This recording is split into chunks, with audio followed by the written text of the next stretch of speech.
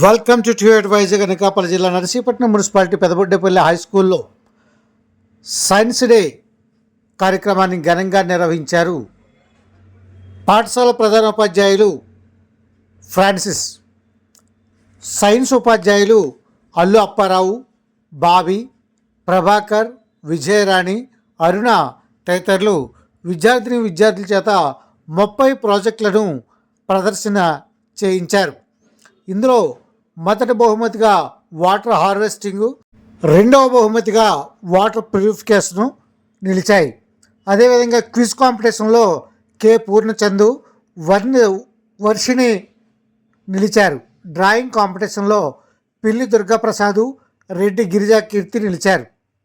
ఇటీవల అవంతి కాలేజీలో నిర్వహించిన కార్యక్రమంలో కూడా వీరు 2 బహుమతులను గెలుచుకున్నారని సైన్స్ ఉపాధ్యాయులు అల్లప్పారావు తెలిపారు. అందులో మాడిఫై హౌసు, ఏరో రైలు 2 విభాగాల్లోనూ 2 బహుమతులు వచ్చినట్లు ఆయన తెలిపారు.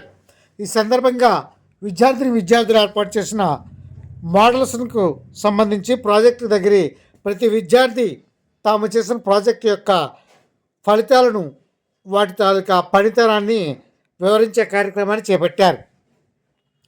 కార్యక్రమంలో విజేతలందరికీ ప్రత్యేకించి బహుమతులను అందజేశారు.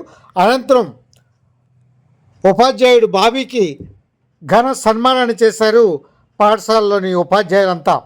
ఈ సందర్భంగా బాబీ మాస్టర్ కూడా మాట్లాడుతూ సైన్సు, లెక్కలు 2 సబ్జెక్టులు కీలకమైనప్పటికీ 2 సబ్జెక్టులను తాను సమగ్రంగా, సమర్థవంతంగా పాఠశాలలోని ఉపాధ్యాయులు అందరి సహకారంతో పూర్తి చేయగలిగానని తెలియజేశారు. అదేవిధంగా సైన్స్ ఉపాధ్యాయులు అరుణ ప్రత్యేకించి తమ పరిధిలో ఉన్న స్టూడెంట్స్ చేసిన ఆ ప్రాజెక్ట్స్ని చూపించారు. అదేవిధంగా విజయరాణి కానీ, ప్రభాకర్ కానీ ప్రత్యేకించి వారు ఆధ్వర్యంలో ప్రాజెక్టులను తయారు చేయించి పిల్లల చేత ప్రదర్శించే కార్యక్రమం చేసి ఇదంతా కూడా ఒక హై స్కూల్లోనే జరిగింది. అది పెదబొడ్డేపల్లి జడ్పీ హై స్కూల్లో జరగడం ఆనందదాయకంగా ఉందని ప్రధాన ఉపాధ్యాయులు ఫ్రాన్సిస్ తెలిపారు. కార్యక్రమంలో ఊడి అప్పారావు, చలపతి మాస్టారు, అదేవిధంగా పీడి బుల్లబ్బాయితో పాటు మారయ్య తదితరులు కూడా కార్యక్రమంలో పాల్గొన్నారు.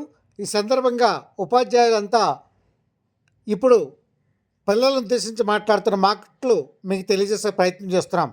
Thank you to Vizag. మీ ఎంఏ రాజు. ఈ సైన్స్ ఫేర్ ఎందుకు మనం జరుపుకుంటున్నామంటే మన శాస్త్రవేత్తల యొక్క కృషి అంతా ఈరోజు మనం ఒకసారి అవగాహన చేసుకోవాల్సిన అవసరం ఉంది. ఎందుకంటే వాళ్ళ యొక్క కృషి ఫలితంగా ఈరోజు మనం ఎన్నో సౌఖ్యాలు, ఎన్నో రంగాల్లో, వాటిలోని ఒక వ్యవసాయ రంగంలో కానీ, వైద్య రంగంలో కానీ, ఒక సాంకేతిక పరమైనటువంటి అంశాల్లో కానీ ఎంతోమంది శాస్త్రవేత్తల యొక్క కృషి ఫలితాలు మనం ఈరోజు అందరం అనుభవిస్తున్నాం. ఒక ఏసీ కానివ్వండి, ఈవెన్ చిన్న ఫ్యాన్ వల్ల ఎన్ని సౌఖ్యాలు మనం అనుభవిస్తున్నాం. అదేవిధంగా సెల్ ఫోన్, వైర్లెస్, మనం అందరం అన్ని రకాలైనటువంటి విషయాలు టీవీ ద్వారా ప్రపంచంలో ఉన్నటువంటి విషయాలు ఇవన్నీ కూడా మనం ఈరోజు ఒక ఇంటిలో కూర్చొని అన్నీ కూడా మనం అవగాహన చేసుకుంటున్నామంటే దానికి కారణం ఎంతోమంది శాస్త్రవేత్తల యొక్క త్యాగ ఫలితం. ఏర్పాటు చేశారు. గత 2 రోజులు